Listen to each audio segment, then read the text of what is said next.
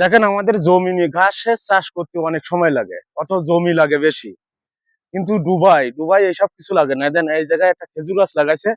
এই খেজুর গাছের সাইডে চারি সাইডে কিন্তু গাছ, এই যে ঘাসের গাছটা আছে না, এই গাছ লাগাইছে। এই দেখেন এই একটা গাছের থেকে সর্বনিম্ন এখন বেরিয়েছে একটা, দুইটা, তিনটা, চারটা, পাঁচটা, ছয়টা, সাতটা, আটটা, 10টা। এই 10টা গাছ বেরিয়েছে একটা ঘাসের থেকে। 10টা চারা বেরিয়েছে। এই জায়গায় দেখেন, এই জায়গায় এরকম বেরিয়েছে। তা আমরা যদি বাংলাদেশে অথবা ইন্ডিয়ায় আমরা বাড়ির আশপাশে কিন্তু গাছগুলো লাগাই। তা এই গাছ লাগানোর পরে, এদিকে আসো, গাছ লাগানোর পরে আমরা কিন্তু পাশে কিছু লাগাইতে পারি না। তাই ঘাসের চাষ করতে গেলে কিন্তু 1-1.5 বিঘি জমি লাগে না।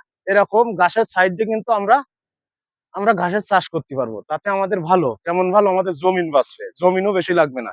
এদিকে আসো, দেখেন এখানে এখানে প্রত্যেকটা খেজুর গাছের গোড়ায় ঘাসের চাষ করেছে। দেন এনে কিন্তু গাছ লাগাইছে, এনে গাছ ছোট ছোট লাগাইনি আছে। এই সাইডই বড় হচ্ছে, এখন এইগুলো কাটবো, আবার এগুলো বড় হবে। এই সিস্টেমের এই জায়গায় চাষ করে।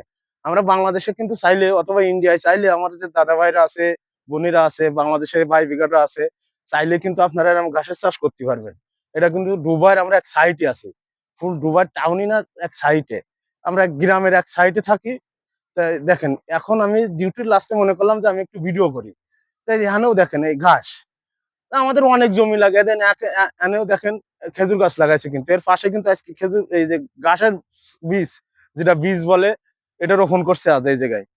এই দেখেন এই জায়গায় আছে, রাস্তার ওই সাইডও আছে। দেখেন ওই সাইডও কিন্তু খেজুর গাছ ও জায়গায় রোপণ করেছে। আমি নেক্সট টাইমে ভিডিও নিয়ে আসবো আপনাদের দেখানোর জন্য। এই জায়গায় দেখেন ঘাস।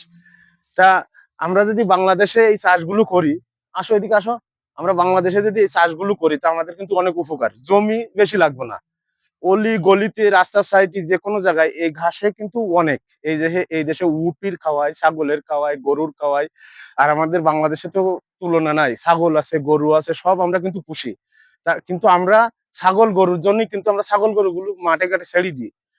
আমরা মাঠে ঘাটে ছাগল গরু যদি না ছেড়ে দিই এই জায়গায় যদি আমরা চাষ করি, তা কিন্তু অনেক উপকারিত আমরা, অনেক উপকারিত। এই একটা ঘাসের এই একটা ঘাস, দেন কত ঘাস এতে। একটা গাছের না হলেও 100-র বেশি। এইটা কাটলি না হলেও দুইটা তিনটা ছাগলের খাদ্য দেওয়া যাবে। তা আমরা বিশেষ করে ছাগল, গরু এগুলো মাঠে না খাওয়াই, বাড়ির আশপাশে এরকম গাছগাছালি গুলো লাগাই, আমরা কিন্তু এগুলো করতে পারি। আর এতে কিন্তু আমাকে বহুত উপকার। এই দেশে কিন্তু বেশি জমিন লাগে না ঘাসের চাষ করতে গেলে, আমাদের বাংলাদেশে অনেক জমিন লাগে। এই দেখেন এ পাশে দেখেন গাছ, এই একটা গাছের থেকে কয়টা চারা বেরিয়েছে দেখেন। একটা গাছের, এদিকে আসে ইমরান, একটা গাছের না হইলেও আপনার 20টা গাছ বেরিয়েছে।